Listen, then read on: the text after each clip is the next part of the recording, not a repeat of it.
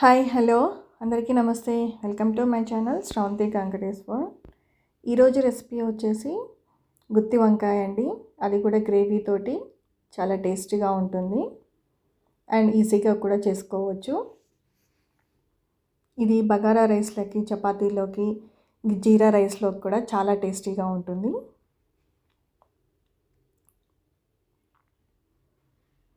చూసారు కదా ఎంత బాగుందో గ్రేవీ తోటి.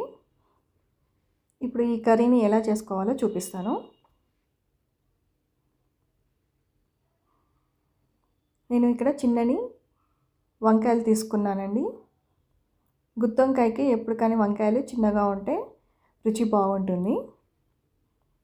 శుభ్రంగా కడిగి పక్కకు పెట్టుకోవాలి. ఇప్పుడు స్టవ్ పైన ఒక చిన్న ప్యాన్ పెట్టుకొని అందులో ఒక 2 టేబుల్ స్పూన్ల శనగపప్పు, అలాగే 2 టేబుల్ స్పూన్ల మినపప్పు వేసుకొని దోరగా ఫ్రై చేసుకోవాలి.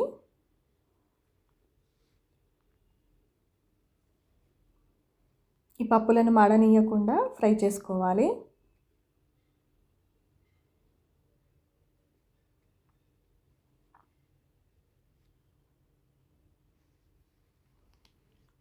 ఇవి లైట్గా ఫ్రై అయిన తర్వాత పక్కకు తీసుకోవాలి.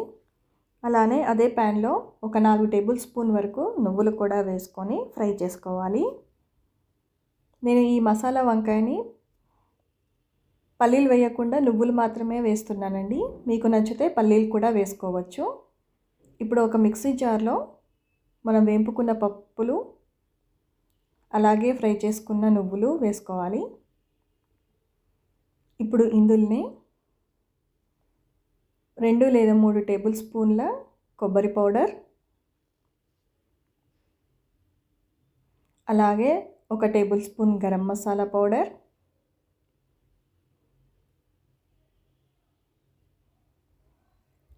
ఒక టేబుల్ స్పూన్ వరకు ధనియాల పౌడర్, 1/2 టేబుల్ స్పూన్ వరకు జీలకర్ర పౌడర్ వేసుకోవాలి. ఇందులోనే రుచికి తగినంత ఉప్పు, అలాగే కారం కూడా వేసుకోవాలి.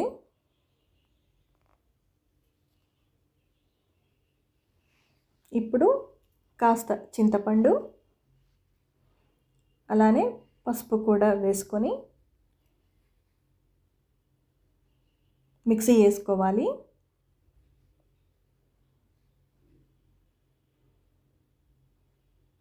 చూపిస్తున్నాను కదా, ఇక్కడ ఇలా గట్టిగా చేసుకుంటే సరిపోతుంది పేస్ట్. ఇప్పుడు దీన్ని పక్కకు పెట్టుకోవాలి. మనం కడిగి పక్కకు పెట్టుకున్న ఈ వంకాయల్ని ఇలా 4 ముక్కలుగా కట్ చేసుకోవాలి.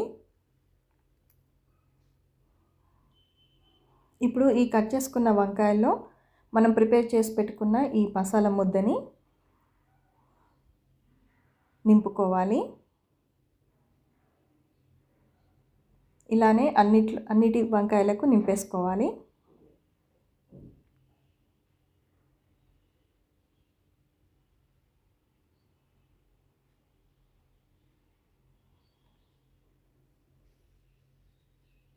ఇప్పుడు స్టవ్ పైన ఒక ముగ్గుడు పెట్టుకొని ఒక 4-5 టేబుల్ స్పూన్ వరకు ఆయిల్ పడుతుందండి.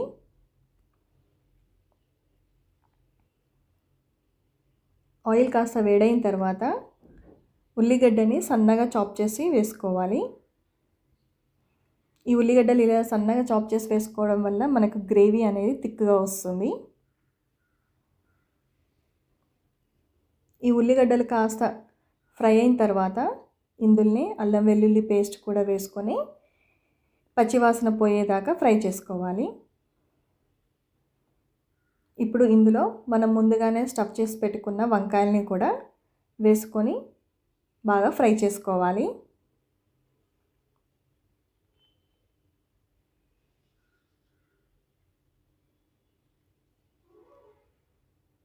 ఈ వంకాయలతో పాటే ఉల్లిగడ్డ కూడా బాగా మగ్గుతుందండి.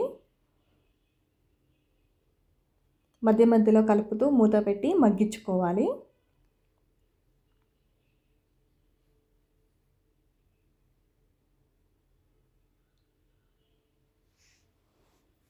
చూసారు కదా, మగ్గిపోయింది.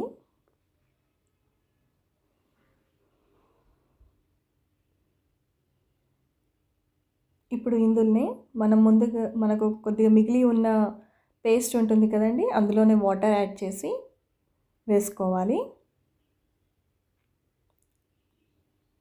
ఇది కూడా బాగా ఫ్రై అయిన తర్వాత ఒక 1 గ్లాస్ వరకు వాటర్ వేసుకొని అందులోనే కరివేపాకు కూడా వేసుకొని బాగా మగ్గించుకోవాలి.